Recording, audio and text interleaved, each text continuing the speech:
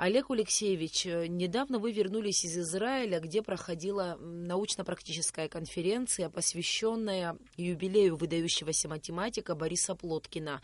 Расскажите, пожалуйста, о том, как она проходила и кто в ней принимал участие.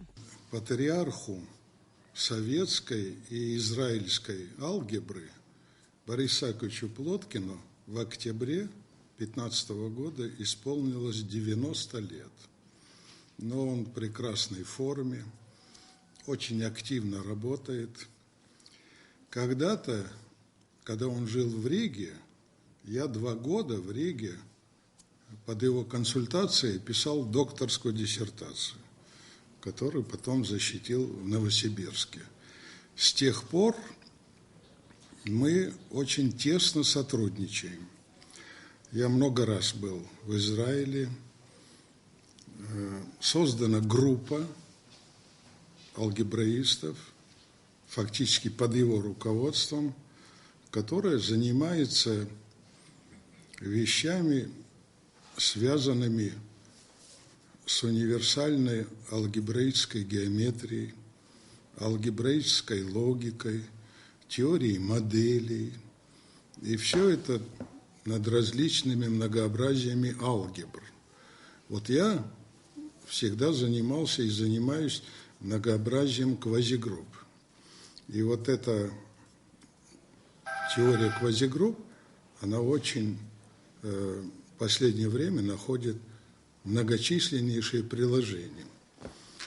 И вот в октябре 2015 года Борису Яковлевичу, когда исполнилось 90 лет, я ездил в Тель-Авив и делал доклад по тем результатам, которые я получил, значит, на семинаре, руководимом профессором Плоткиным.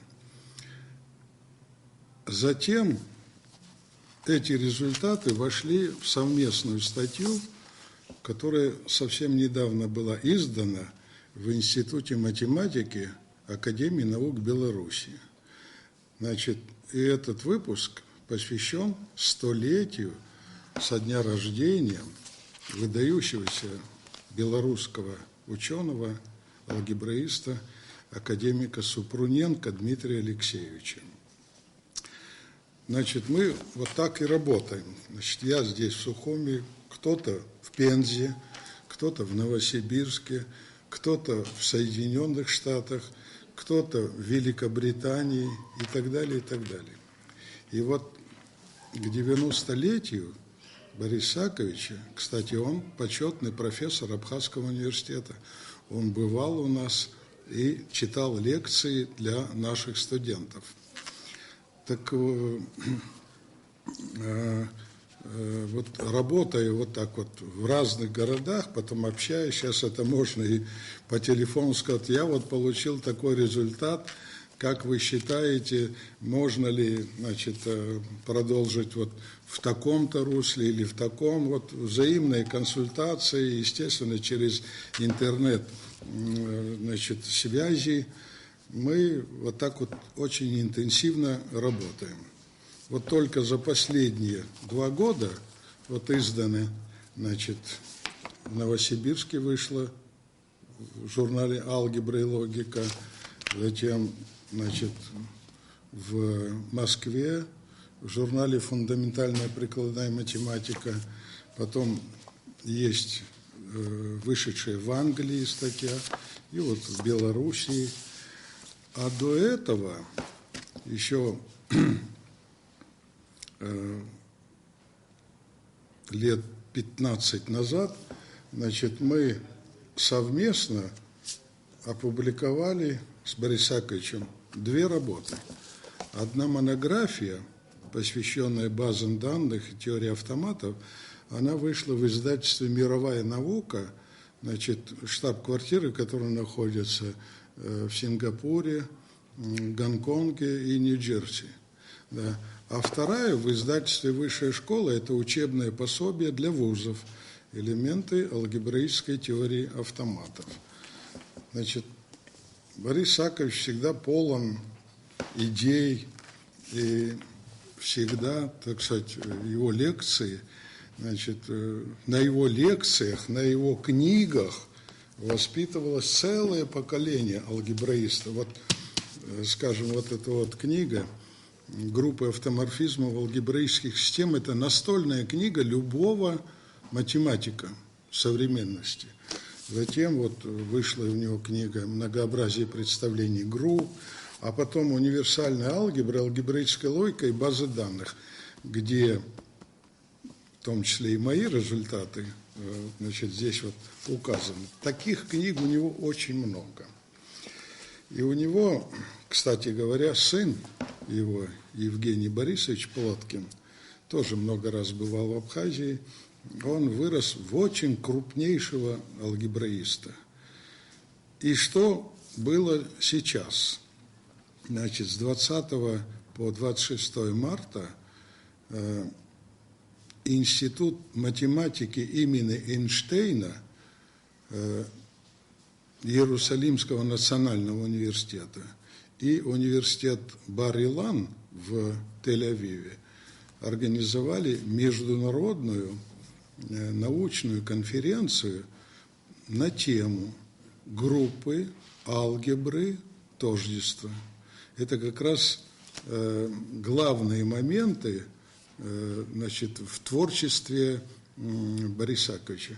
И все его ученики тоже вокруг этого. На этой конференции, в которой участвовали более 100 ученых, 80% которых профессора, это редкий случай. Это не означает, что там молодых не было. Были молодые, но из профессора из России, вот в том числе академик Ершов, это выдающийся ученый, первый ректор, значит, первый выпускник Новосибирского университета, а потом и ректор этого университета, директор Института математики, крупнейший российский ученый, профессор Ремесленников из Омска, значит, профессор Морозов и так далее, очень много. Из России, США, Германии, Великобритании, кстати, в Оксфордском университете, с которым у нас очень хорошие связи, заведует кафедрой ученик Ершова, значит, Борис Зильбер. Вот. И мы договорились, что он приедет в Абхазию и, так сказать, мы установим более тесные контакты между Оксфордским университетом и Абхазским университетом. А вы знаете, что мы входим в Оксфордский академический союз. Вот эти личные контакты, конечно, очень важны. Из Соединенных Штатов Америки были, значит, профессора, которые, значит, некоторые из них выходцы из Советского Союза. Да. И они вплотную уже занимаются той проблематикой, которой вот занимается группа Плоткина, в которую я вхожу. Из Германии, из Китая, из Бразилии, из Мексики. Значит, всего 14 стран было представлено. Вы знаете, я на очень многих конференциях был там, значит, на международных около 30 конференций и так далее. Я впервые слышал такие великие доклады, можно сказать. Это фактически переворот. Вот правильно говорят, на современном этапе развития науки идет математизация наук и алгебраизация математики.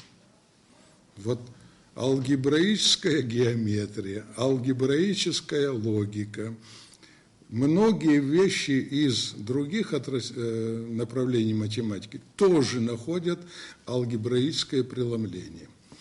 И говоря вот о уровне этой конференции, я могу сказать, что вот я участвовал и во Всемирном конгрессе математиков, вот, но тогдашние результаты и сегодняшние просто сравнивать нельзя. А что происходит? Всегда вот возникает из практики какая-то задача. И начинают, значит, инженеры там, или, может быть, представители других наук пользоваться тем аппаратом математическим, который на это время существует. А оказывается, проходит время, и надо переходить от этих методов, которым пользовался потребитель математики, на совершенно другой язык. И вот Плоткин и многие другие математики в мире сегодня переходят на совершенно другой язык с использованием новейших возможностей, в том числе и вычислительной математики. Значит, мне обидно, когда, ну скажем, экономистов готовим, а они плохо пользуются математикой. И не только наши. Значит, а вот когда удается пользоваться математикой, совершенно другие результаты высочайшие получают. В переводе с греческого слово «маthema», математика происходит вот от этого греческого слова, так в переводе означает «наука». Так что математика-наука. Прямой перевод. Да.